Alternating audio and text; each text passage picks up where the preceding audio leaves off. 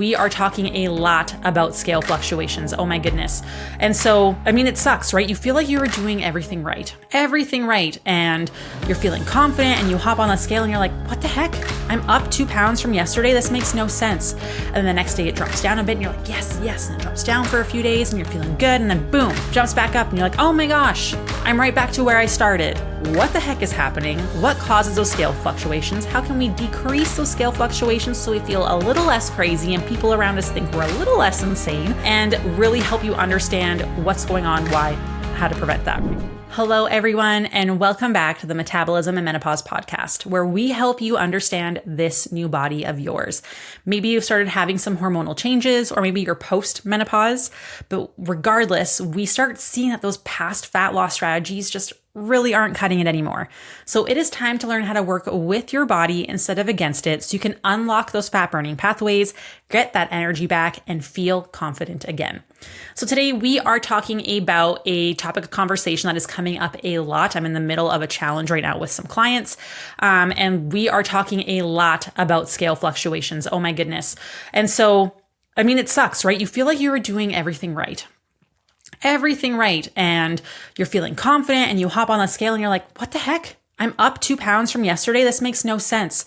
And then the next day it drops down a bit and you're like, yes. And it drops down for a few days and you're feeling good. And then boom, jumps back up and you're like, oh my gosh, I'm right back to where I started, right? And so what I want to cover today is what the heck is happening? What causes those scale fluctuations? How can we decrease those scale fluctuations so we feel a little less crazy and people around us think we're a little less insane, and really help you understand what's going on, why, how to prevent that, right? So before I jump into all of that, I want to remind you that this is the last week to be able to sign up to win 3 months of free coaching with us, as well as a free Dutch test and lab panel, which includes thyroid testing. Yay, because we know how hard it is to get that tested.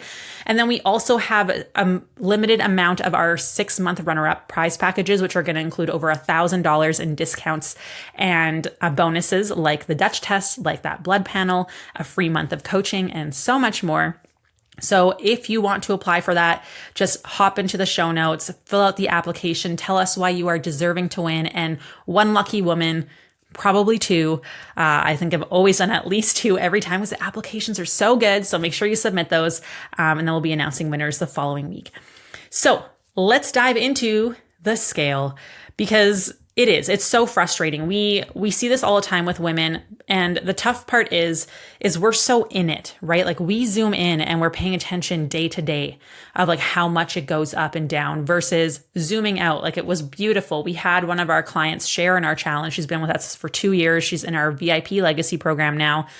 And what she showed was her graph, and it was beautiful. It was up and down, up and down, up and down. So if you would have zoomed in, it would feel like you're not making tons of progress at any point in her journey. When you zoom out, you can see the trajectory is a beautiful decrease, but it takes time, right? And when we're so in it, we're so focused on day to day versus the long game that we can't even tell it's happening. And so when we're looking at the scale, we like to weigh every day and take weekly averages.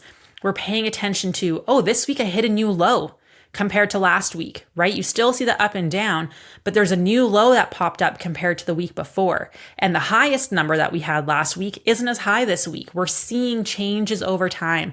And for many of us, we're in that reverse dieting phase. A lot of us are focusing on improving our health, getting our body better at burning calories. And for a lot of women, that requires eating more food. And sometimes we see that scale go up a little bit during that season. It might just be a few pounds, but that's normal. That's not a bad thing, because if you think about it, if you're standing on a scale and then someone hands you an extra 150 calories of food, whether that's an apple and an orange or whatever it might be, that has weight to it, right? That's not fat mass. It's food. But also, as we're increasing our food's going to pull water into our digestive system, right? To help us digest, to move stool along in our body. And again, that's not fat mass. That's food, that's water, that's stool. And so I want to talk a little bit about the day-to-day fluctuations more so than anything, the ones that drive us freaking insane. And what I would say is write these things down. Keep a list on beside your scale, whatever it might be, to be able to look and say, okay, why did the scale go up today compared to yesterday? because it can give you so much peace of mind to be able to be like, oh yes, this, and this.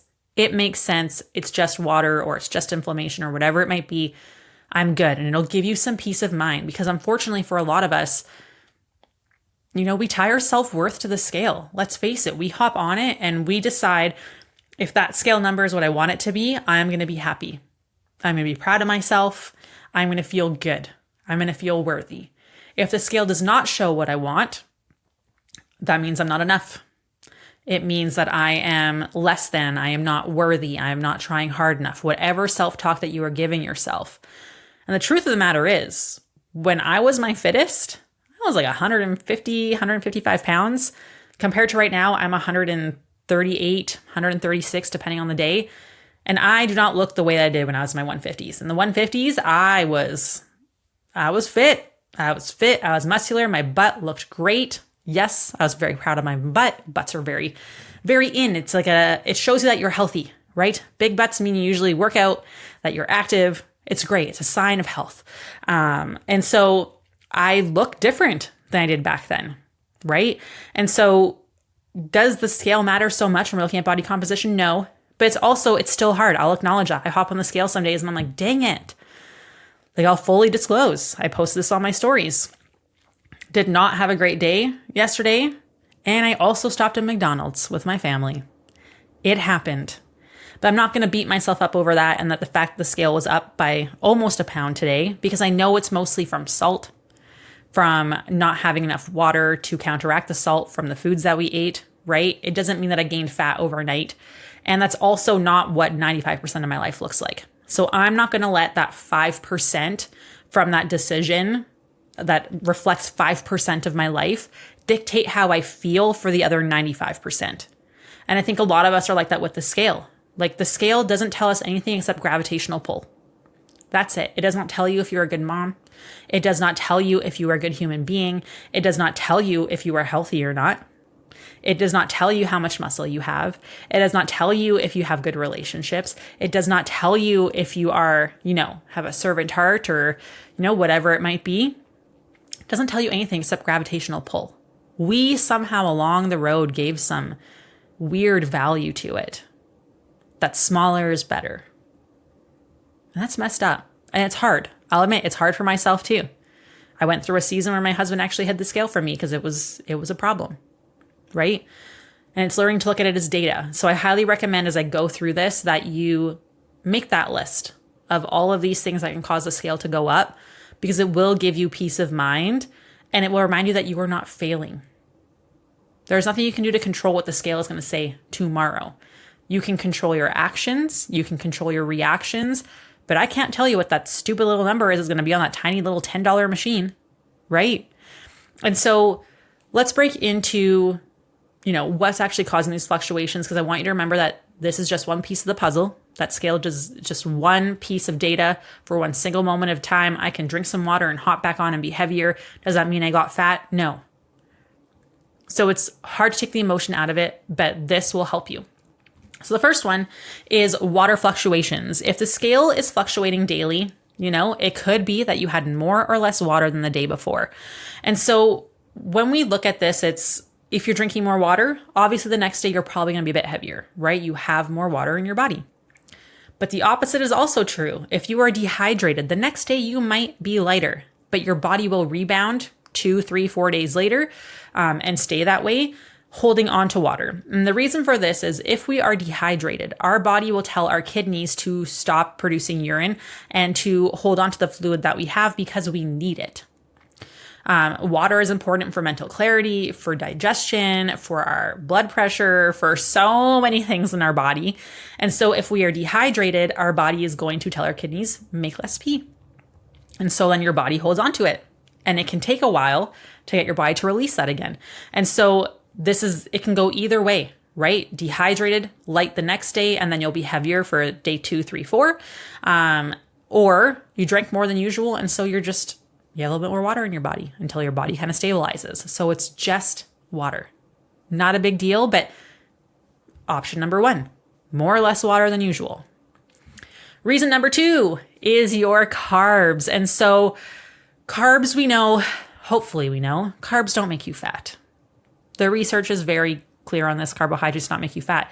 If you're having carbs in the form of donuts and ice cream and soda and chips and chocolate and Twizzlers and Skittles and whatever else we're having, yeah, probably not good for us, right? That's going to cause some inflammation, some blood sugar issues, that kind of stuff. However, carbohydrates like potatoes and rice, quinoa, oats, fruits, veggies, even pasta, whole grain bread, not bad for you, not going to make you get fat.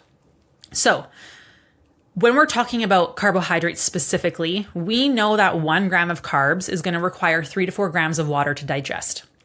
So if we go from having 50 grams of carbs a day to now having 150 grams of carbs per day, that's a 100-gram carb increase. That's going to happen over time, right? I don't recommend doing that overnight, but that will happen. And that comes along with 3 to 4 grams of water per gram. So you could have 400 grams more water in your body just because of that, because we need water to pull into our digestive system to help break down those carbohydrates, to help eliminate, to make our stool, to absorb those nutrients, right? Very important. And so 400 grams of water is going to have some significant weight to it. This is why when people start keto at first or go low carb at first, they see a drastic drop on the scale, and it's because they're losing water weight. It's because there's no carbs to hold on to water. And so we also see that after a day of a higher carb intake. This is probably one of my favorites. I love when I have like moderate carbs and the day before like a tough workout that I want to do, I might like carb load a little bit. I used to do this before. I used to compete and track as well. And the next day it's like the scale might be heavier, but like you look good. Like your muscle bellies look defined and your shoulders, and you can like see in the mirror, you're like, oh, I look so good. That's because carbohydrates are stored as glycogen in our muscles. So what we see is like think of each muscle fiber, each muscle cell as a gas tank. When you fill up your car with fuel, we're going to see that the weight obviously increases, right? The car didn't get fat, it has more fuel. Same for us. When we have carbohydrates, it gets stored as glycogen in our muscle cells. It draws water into those muscle bellies. We look more, fit. Our muscle bellies are more full. We look really good.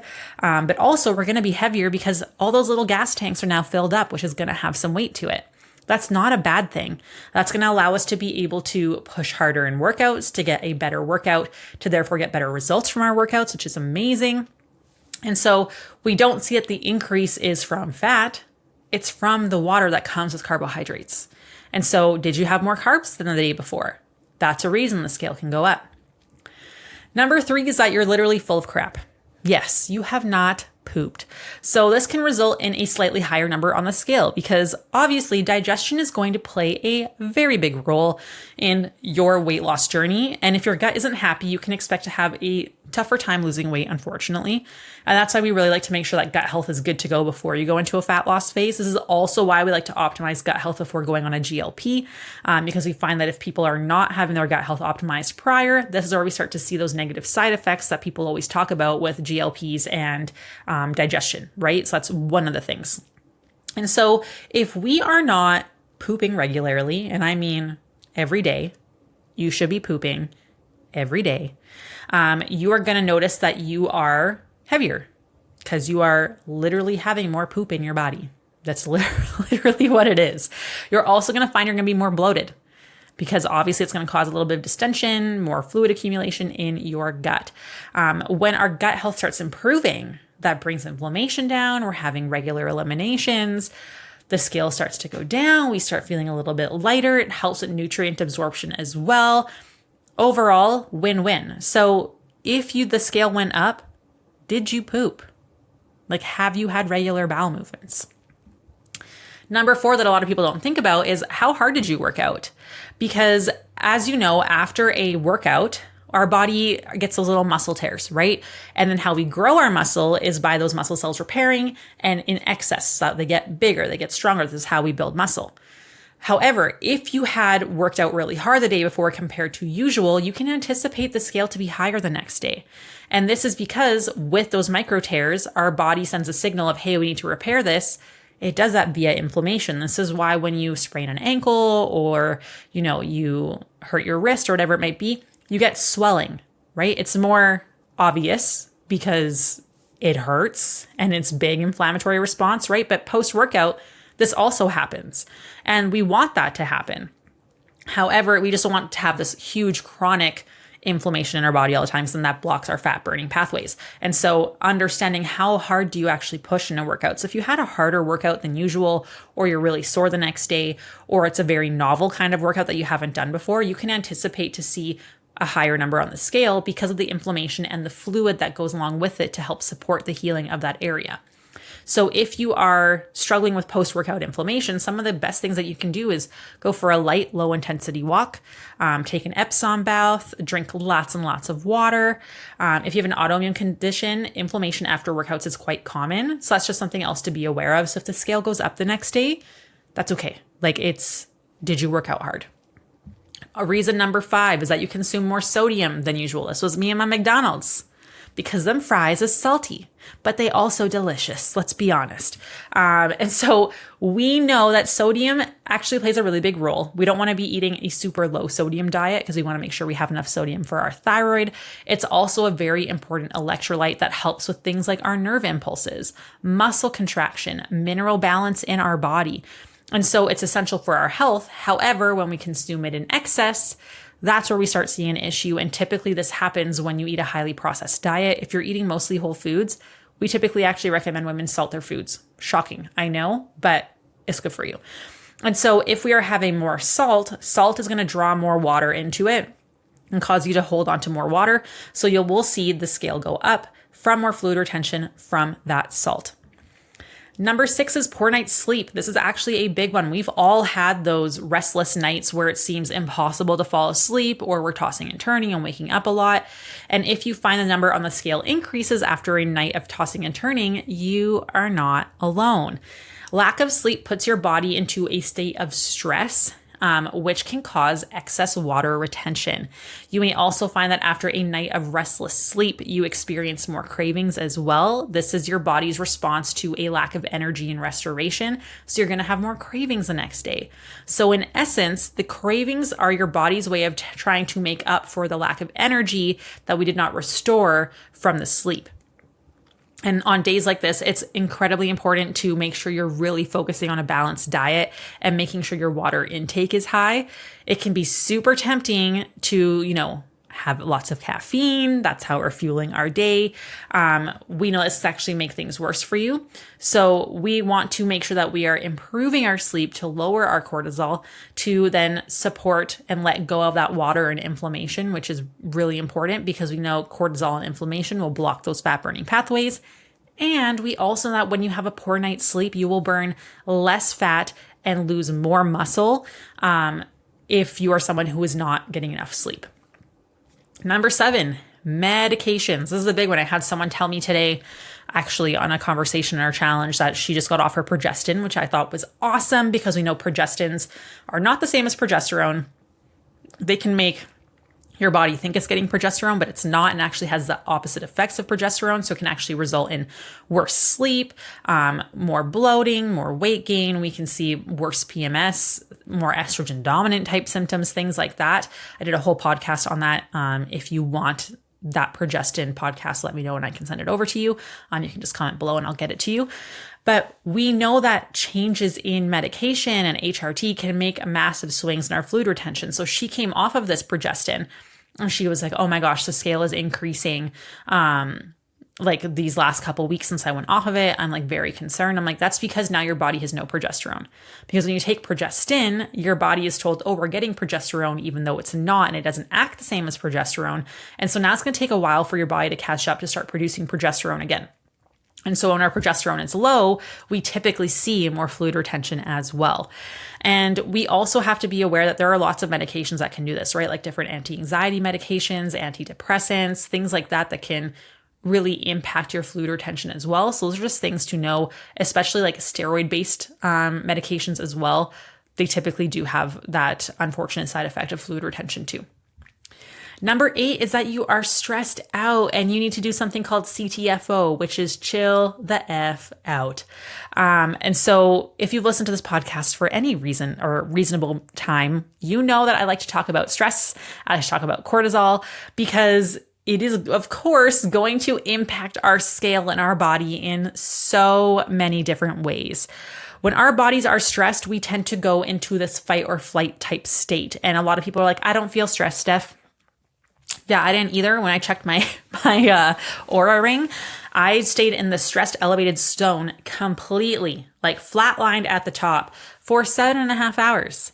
And the way that I got it down within 15 minutes was putting my feet up on the wall, laying on the floor, feet up on the wall, taking slow, deep breaths. And I was able to get it back down to that relaxed state in 15 minutes.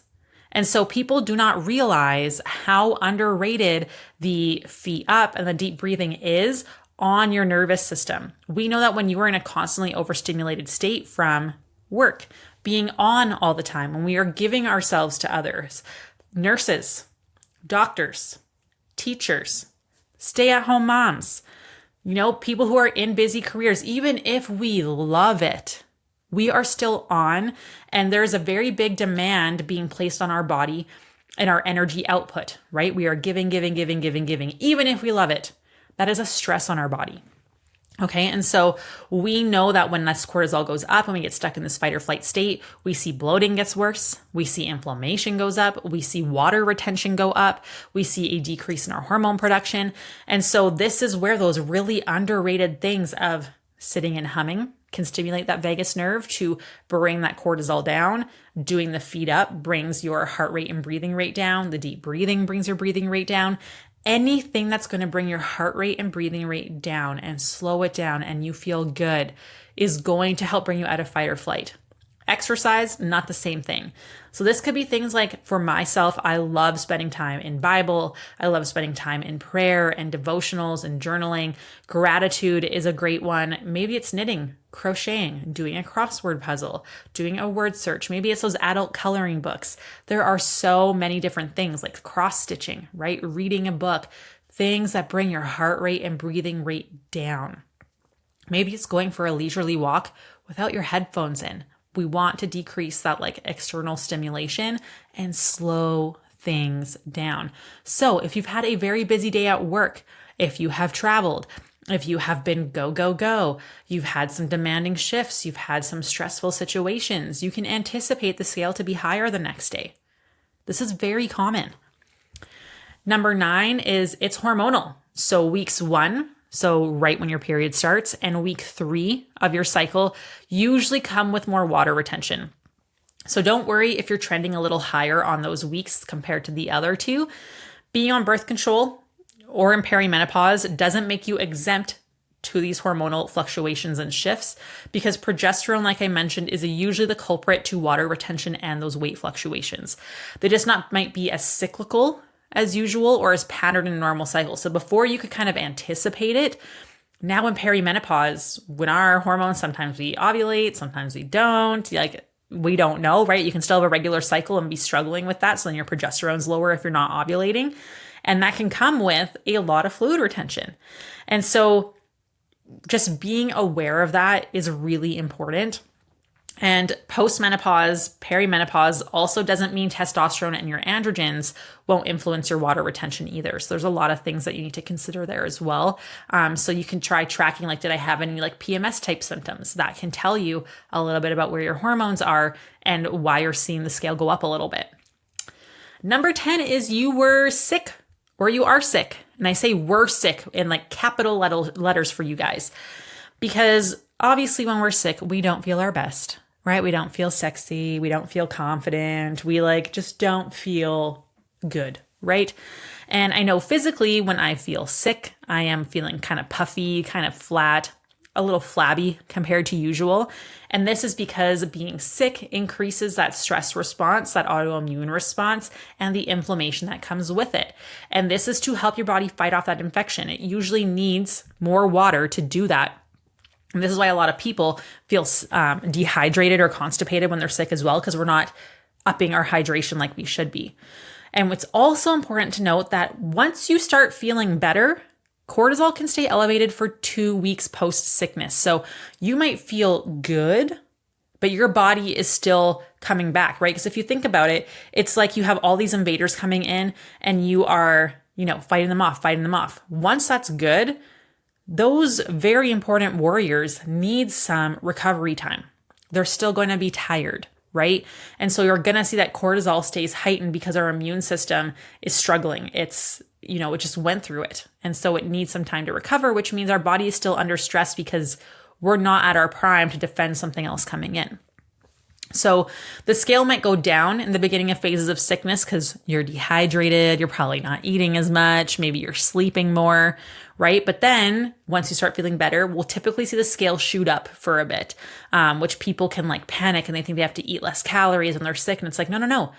You got to feed the warriors that are working for you, right? They're helping support you. So you need to make sure that you are adequately fueled, hydrated, and recovering properly. This is why sometimes after we are sick, we want to take our time getting back into workouts sometimes, depending on how severe the illness was, because we don't want to push quite as hard as we were before. We want to be active, but we're probably not aiming for PRs that week.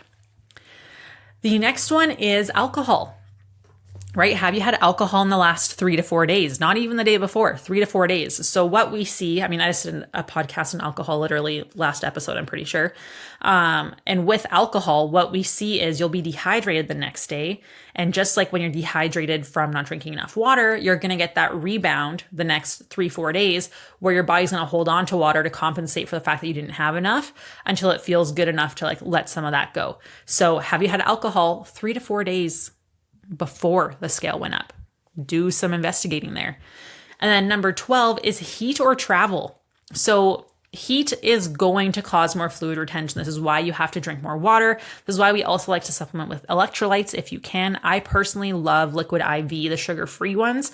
A lot of people like Element Tea. I personally find it too sodium heavy.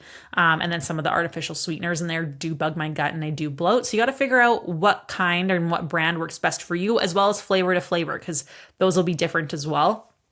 Figuring out what works well. But heat will absolutely cause swelling and fluid retention, as will travel, because it's dehydrating, it's stressful, our routines are off. And so making sure that you are checking, did I travel in the last little bit? Has it been hotter than usual, right? So that's a list of 12 things where you can go back and you can ask yourself, are these the things that are causing the scale to go up? So let me recap those here for you so you have them. Water, more or less carbs. Did you poop? Did you work out hard? Have you consumed more sodium than usual? Did you have a poor night's sleep? Did you change up any medications or supplements? You're stressed out. How have you been more busy? Where are your hormones at? Are there signs of PMS? If you were sick or you are sick, alcohol in the last 3 to 4 days, heat or travel. So those are just 12 of the things that can cause those fluctuations day to day. And typically you're going to have a few of them overlap at the same time, right? So you can see there are a ton of things that cause scale fluctuations that have nothing to do with fat. Nothing to do with fat. And so while there is a time and place to use a scale as a tool to measure progress, it's important to realize that the number on the scale is not the be all and end all of your progress. So if you notice the number on the scale isn't really budging or it's, going up, which we don't really love, please do not become discouraged. This is where trusting the process and awareness of all the factors that impact the number on the scale is really important to really understand. If you find that the scale is causing you large amounts of stress, then don't weigh yourself at all. If you are going to weigh yourself, try to weigh yourself every day and take those weekly averages. If you're only going to weigh yourself a couple times, don't do it on a Monday. Monday is the worst freaking day you could ever choose to weigh yourself. And here is why. Your food routine is off. Your food choices are different. Your sleep is different. Your activity is different. Your food timing is different. The stress is different. Hydration is different. All of those things will likely cause an increase in fluid retention.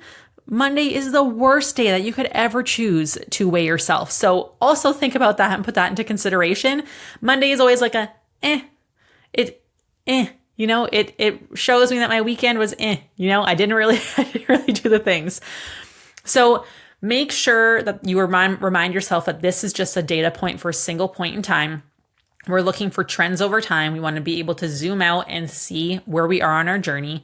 More accurate measures of progress are actually going to be pictures, like doing front, back, and side in the same outfit every morning. I do this every month or every other month personally. I typically share them on my social media every now and then as well, so you can see where I'm at, because I'm human as well, and showing you how much the scale fluctuates. If you follow me on socials, you will see that I share scales of myself. I show scales readings of our clients.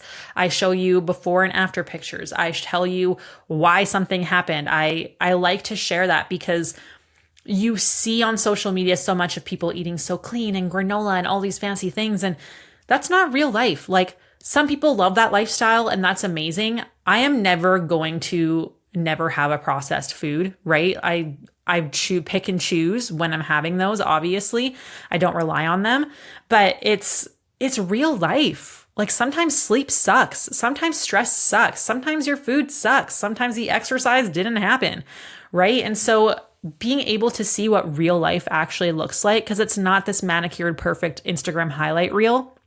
It is real stuff. My hormones are brutal. Like, we are wanting to have another kid eventually, right? And my hormones are damn near in the postmenopausal range. So I am right there with you, doing the things with the real life things. I'm not going extreme because I'm not going to do that, right? So this is where understanding the scale and, paying attention to tracking your habits and progress with that, taking the pictures, taking the measurements. Are you getting stronger in the gym? Your energy levels? Are your clothes fitting better? Is your mood better? Do you feel in control again? Are you starting to feel like yourself again? You are happy again.